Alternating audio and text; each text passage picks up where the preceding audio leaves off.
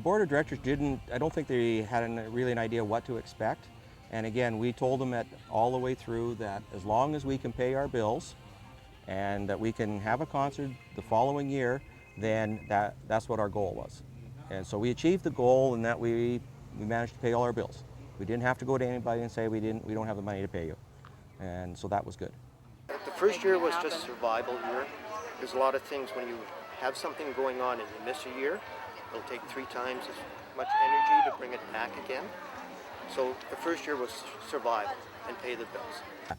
One thing we do not do is we don't borrow any money. Everything is paid for before we announce it. We make sure that we only do what we can afford to do.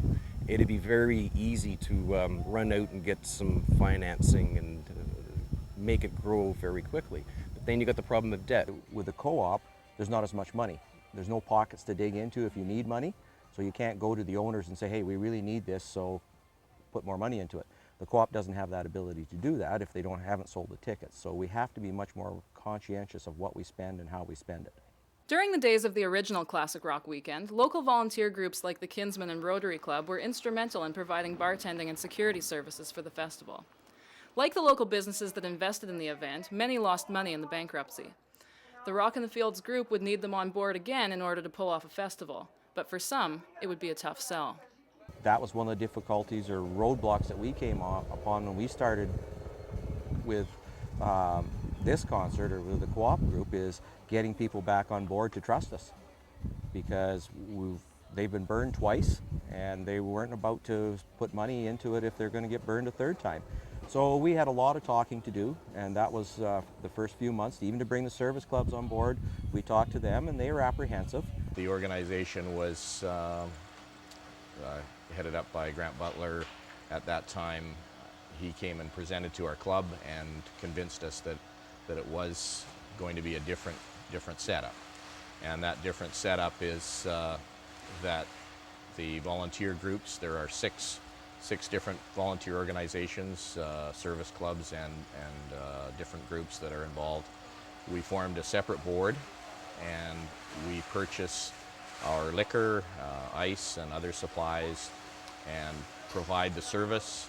And then once the event is over, we take our expenses, pay for them out of all the proceeds from the liquor and ice, then split the profit with the organization.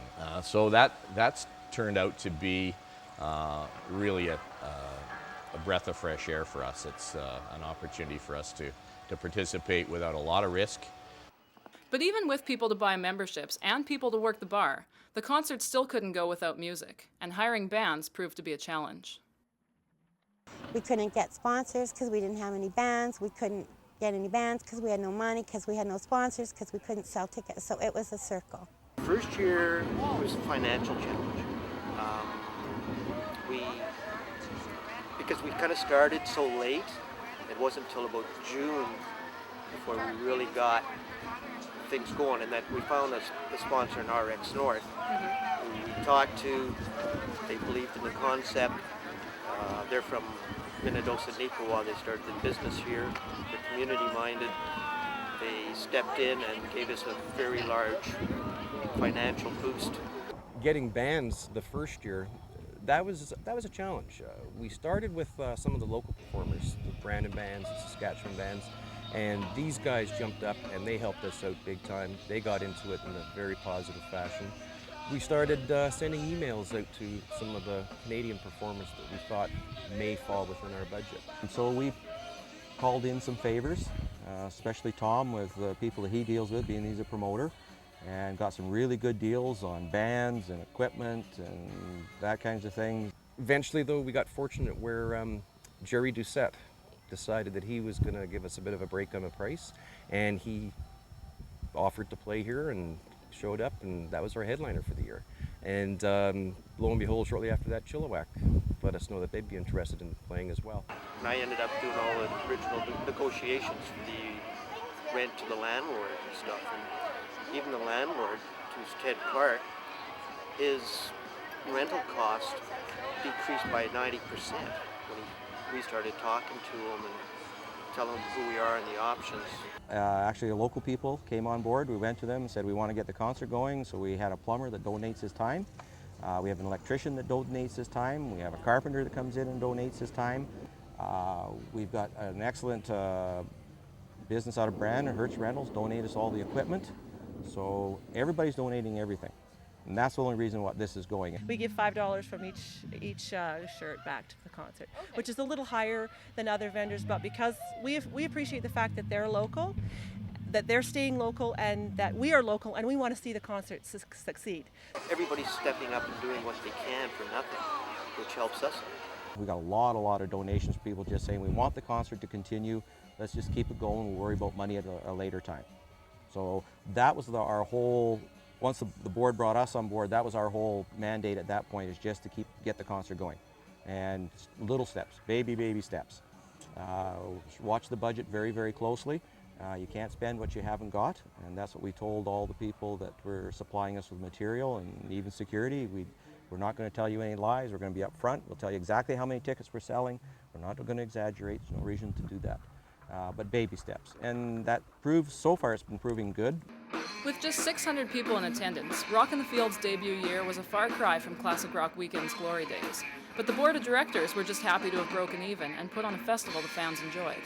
We were very short on money 1 week before the concert, and so we had to sit down, and Tom and I met with the people that security and all the people that we pay money to during the weekend, and renegotiated with them, and they all came to the same conclusion. We want the concert to go, so let's do whatever we have to do to make it go.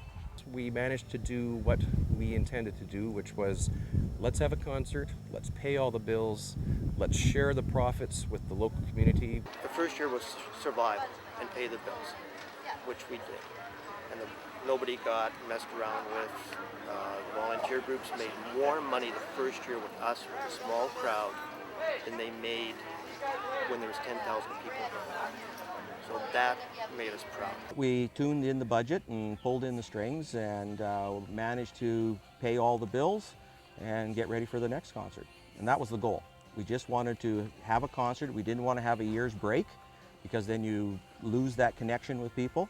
So our goal was just to survive.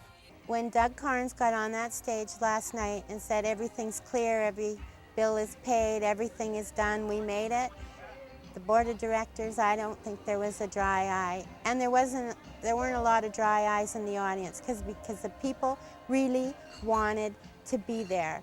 And they all helped. I mean, we had people here, and even this year, they came and they would weed whack, and they were cleaning dressing rooms with us, hanging shower curtains, cleaning the sinks. They all wanted it to go. By its third year, the festival had doubled its attendance every year since the inception and saw a turnout of about 2,000 people to watch acts like Kim Mitchell, 5440, and the Trues. With the numbers on the rise, the community of Minnedosa is once again seeing an increase in tourist dollars. It's great for the business corps. I mean, how can it not be? You know, the people who are up on the hill, you know, they're here to enjoy the music, but they're still going downtown. You know, they're shopping, they're eating, you know, doing laundry and buying gas, and so I think it's a great boost for the town. You're getting, you know, anywhere from probably, I think the first year that they had it, to probably maybe 2,000 people they might get this year. So it does, every bit helps. And it does seem to, it makes it one of the bigger weekends that we do have, though. That's still very beneficial. Anytime we bring new people into our community, and like I said, we're in the food business, we're in the gas business, it's definitely helpful to our business. Rockin the Fields, to me, is a great thing that it's in our community. They're 100% a co-op. They support our service clubs more than 100%.